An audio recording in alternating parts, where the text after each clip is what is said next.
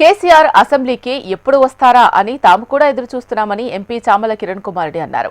మీరు అసెంబ్లీకి వచ్చి కూర్చుంటే అన్ని సమస్యలకు పరిష్కారం అవుతాయని స్పష్టం చేశారు. మీరు 7 లక్షల కోట్ల అప్పులు చేసింది మీరే కాబట్టి ఏం చేశారో చెప్పాలి అన్నారు. ఇప్పటికీ కూడా కేసీఆర్ జనం అధికారం నుంచి తరిమేశారు అని అనుకోవడం లేదని, జనం మమ్మల్ని మిస్ అయ్యారు అని అనుకుంటున్నారు అన్నారు.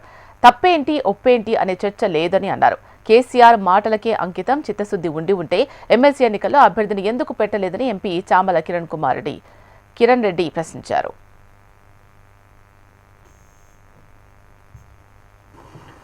ఎంతో అధ్యయనం చేసినటువంటి వ్యక్తి, నాకు తెలిసి భారతదేశంలో అన్ని పుస్తకాలు చదివినటువంటి వ్యక్తి ఉండనే ఉండడు. కాకపోతే అప్పట్లో ఆయన అన్ని పుస్తకాలు చదివిన విషయము గిన్నీస్ బుక్ ఆఫ్ రికార్డ్స్కి తెలియక ఆయన గురించి రాయలేదు కావచ్చు వాళ్ళు.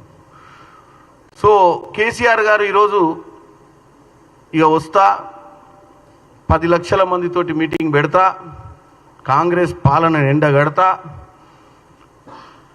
ఎండగట్టాల్సిన అవసరం లేదండి. కేసీఆర్ గారు మీరు వచ్చి మీరు రెగ్యులర్గా అసెంబ్లీకి వచ్చి అసెంబ్లీలో మీరు కూర్చుంటే చాలు, సగం సమస్యలు పరిష్కారం అవుతాయి. మీరు మాట్లాడాల్సిన అవసరం కూడా లేదు. మీరు ఆడ కూర్చుంటే 7 లక్షల కోట్లు ఎందుకు అప్పయిందో కూడా తెలిసిపోతుంది. ఎందుకంటే మీరు ఉన్నప్పుడే తెలుస్తుంది. ఎందుకంటే మీరే కదా 10 ఏళ్ళు ఉన్నప్పుడు ఈ అప్పులపాలైన రాష్ట్రాన్ని మీ చేతుల మీదుగా అప్పులపాలు చేశారు. కాబట్టి మీరు వస్తేనే దాని లెక్కలు బయటపడతాయి. మీరు వస్తేనే మాకు సంవత్సరంన్నర పాలనలో మాకు ఏమన్నా తెలియని విషయాలు ఉంటే మీరు చెప్తారు. గత పాలనలో మీరు చేసిన తప్పులు మీరు చూసిరు కాబట్టి ఇప్పుడన్నా తప్పులు చేయకుండా మమ్మల్ని ఏమన్నా డైరెక్షన్లో పెట్టే అవకాశం కూడా ఉంటుంది.